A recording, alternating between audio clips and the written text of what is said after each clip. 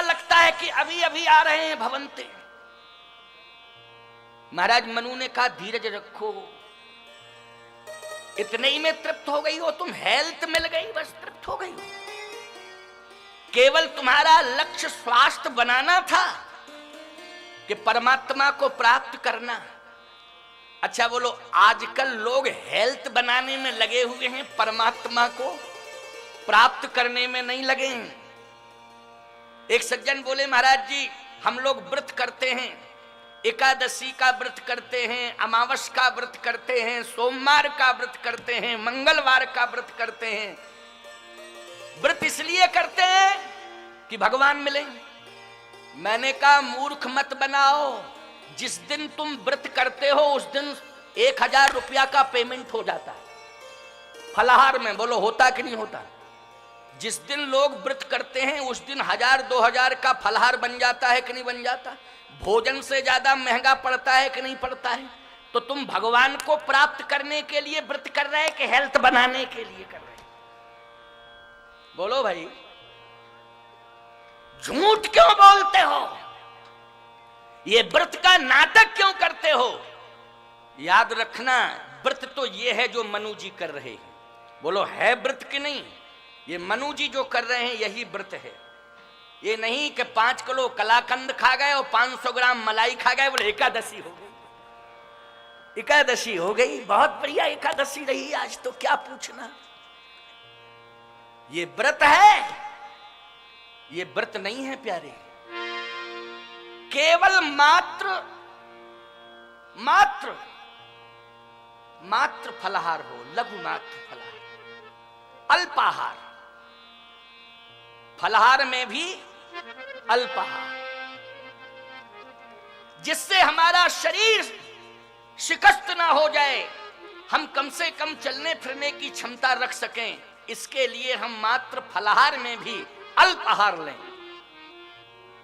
स्वल्पाहार जिसको कहते हैं, ठीक है ना? तब माना जाएगा कि सच्चा तुम व्रत कर रहे हो। सच्चा व्रत तभी माना जाएगा, समझ लो।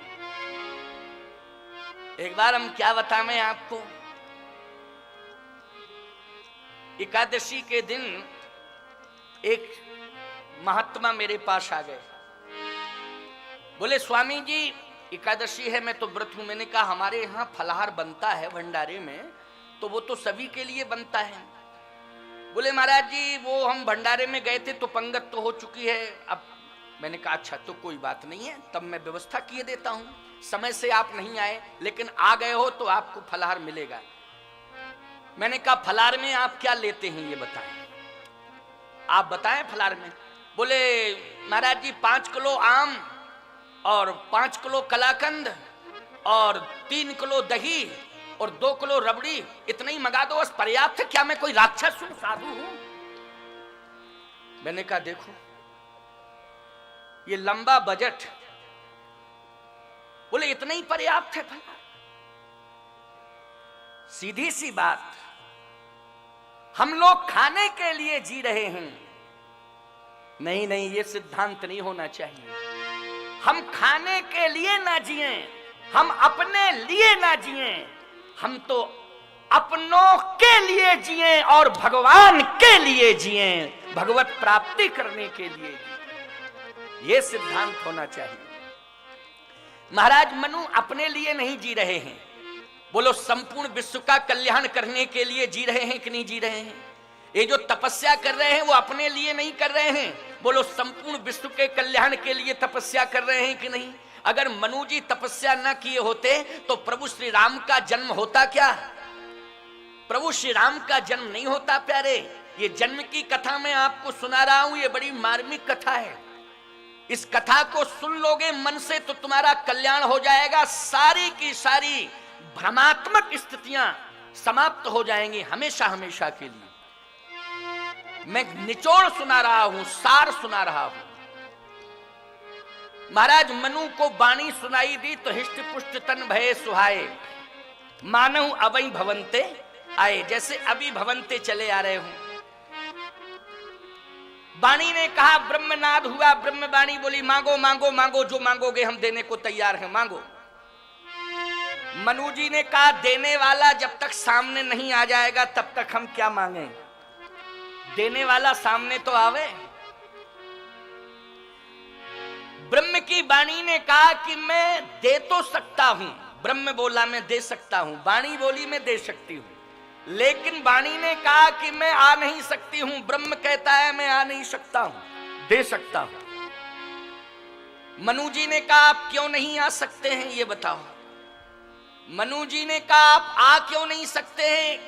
भगवान ने कहा इसलिए कि मेरा कोई आकार नहीं है, आकार हो तब ना आवे, मेरा कोई आकार ही नहीं है, इसलिए मैं क्या दे दूं आके, वैसे दे सकता हूं जो मांगोगे। मनु जी ने कहा जिसका कोई आकार नहीं है मेरी दृष्टि में वो बिल्कुल बेकार, जिसका कोई आकार ही नहीं है मेरी दृष्टि में वो बिल्कुल बेकार। आपको देना है तो आकार लेकर के आना पड़ेगा। मैं आपसे एक बात पूछना चाहता हूं, क्या भक्तों को आपने दर्शन नहीं दिया? भगवान ने कहा दिया। तो यदि भक्तों को आपने दर्शन दिया है तो क्या मुझे दर्शन नहीं दे सकते? वाणी ने कहा कि भक्तों ने आकार स्वयं दिया मुझे, और जो भक्तों ने आकार दिया उसी आकार को लेकर के मैं आ गया, मेरा अपना कोई निजी आकार नहीं है। एक संत ने तो बहुत अच्छी बात कही, क्या? न मैं निराकार हूं न मैं साकार हूं, न मैं निराकार हूं न मैं साकार हूं, भक्त की भावना से तदाकार हूं, भक्त की भावना से तदाकार हूं। बोलो भाई, भक्त जैसा आकार देता है भगवान उसी आकार में आ जाते कि नहीं आ जाते? कौन नहीं जानता है भक्त प्रहलाद ने भगवान का आकार चाहा तो खंभ से नृसिंह बन करके प्रकट हो गए और भक्त प्रहलाद को दर्शन दे दिए। बोलो दे दिए कि नहीं दे दिए? नृसिंह के रूप में प्रकट हो गए। कौन नहीं जानता है कि मीरा को विष के प्याले में ही श्याम सुंदर के रूप में प्रकट हो गए, वो विष ही भगवान बन गया। बोलो बन गया विष भगवान की नहीं? तो मैं कहना ये चाहता हूं कि भक्त जो आकार देता है भगवान उसी आकार में प्रकट हो जाते हैं।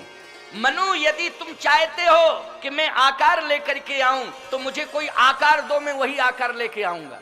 मान लीजिए मैं अपने पसंद का आकार लेके आ गया और तुमने कह दिया हमें ये पसंद नहीं है, तो हम फिर मेकअप करें, जाके वापस जावें फिर मेकअप करें, तो ये उचित नहीं होगा। इसलिए तुम ही बता दो, आकार दे दो, हम उसी आकार में आ जाएंगे। अब मनु जी आकार दे रहे हैं, ध्यान से सुनना, बहुत बढ़िया। जो स्वरूप बस अरे शिव मन माही, और जही कारण मुन जतन कराही, जो भुसुंडी मन अरे मानस हंसा,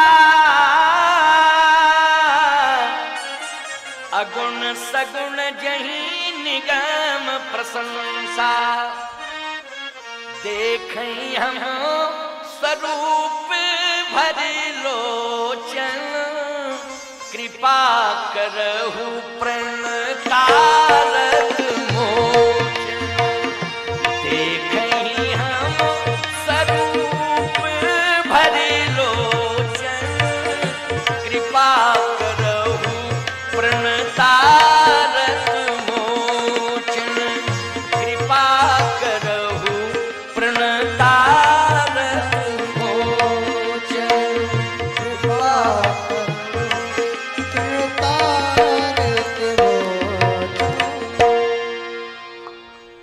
भगवान शिव के हृदय में हृदयस्थ है वही रूप लेकर के आप प्रकट हो जाएं।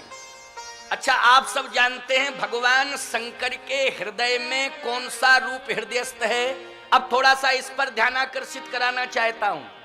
जो स्वरूप बस्यु मन माही, शंकर जी के मन में कौन सा रूप बसा हुआ है, शंकर जी के हृदय में कौन सा रूप हृदयस्थ है। अच्छा भाई, आप जिसके नाम का जप करते हो, ईमानदारी से बताओ, वही परमात्मा आपके हृदय के अंदर आएगा कि नहीं आएगा? निश्चित आएगा। और शंकर जी जिसके नाम का जप करते हैं, वही भगवान शिव के हृदय में हृदयस्थ है। तो अब शंकर जी से पूछा गया कि आप किसके नाम का जप करते हैं? तो शंकर जी तो तुम पुनि राम राम दिन राती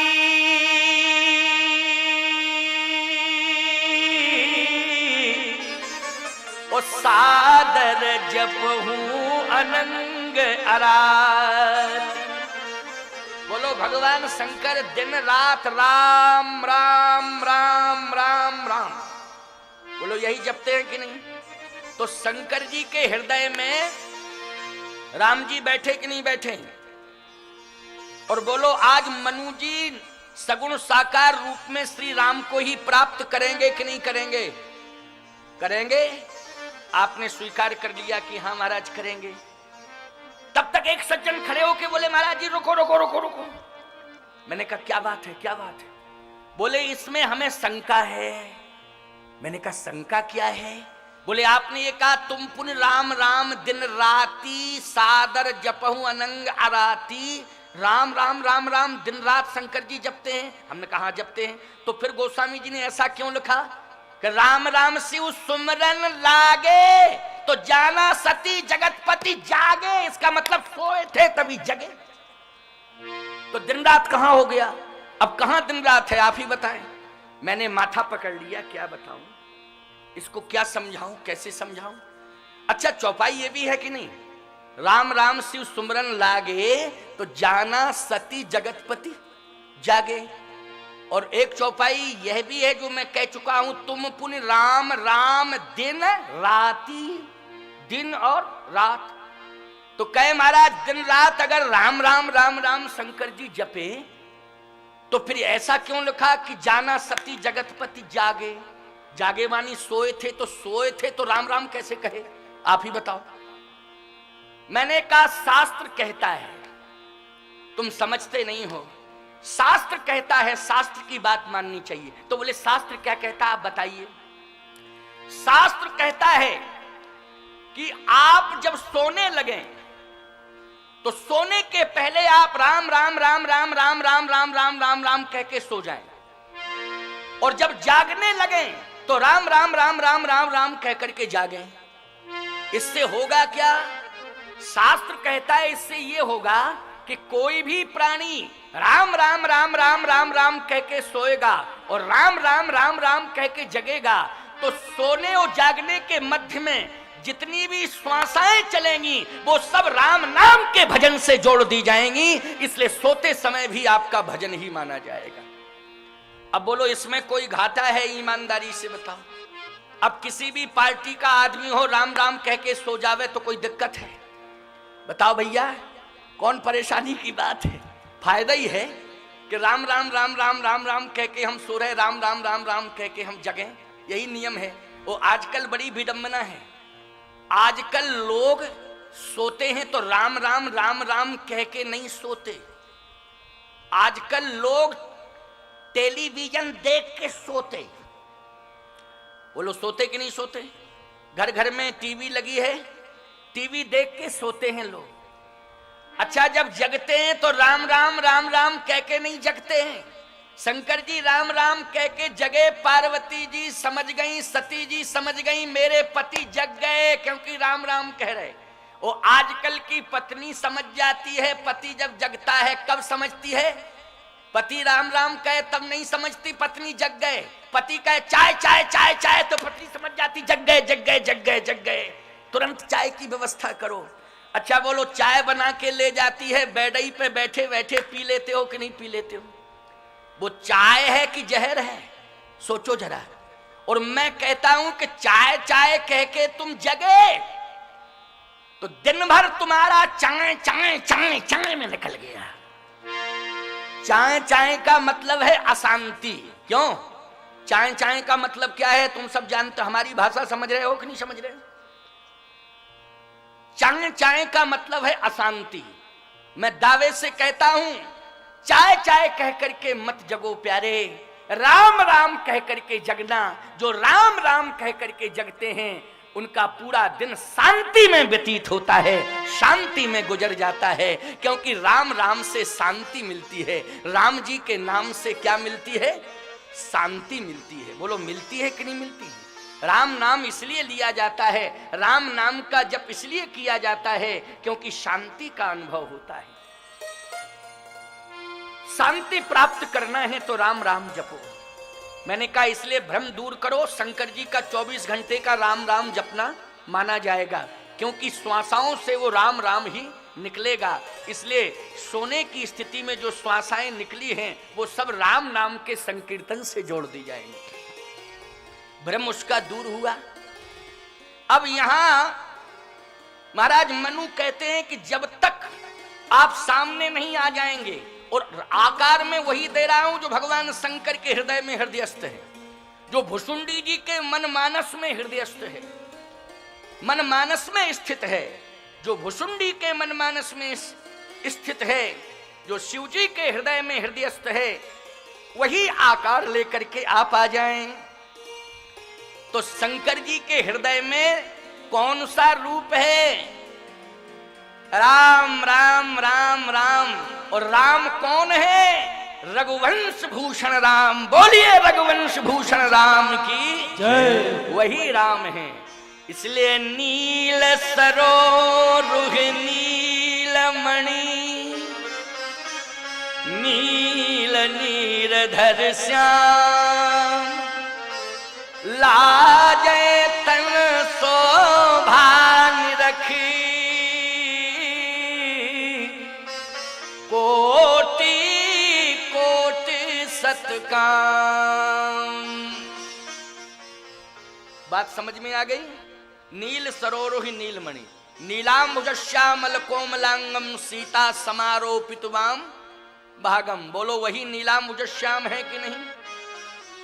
हमारे राम जी कैसे हैं?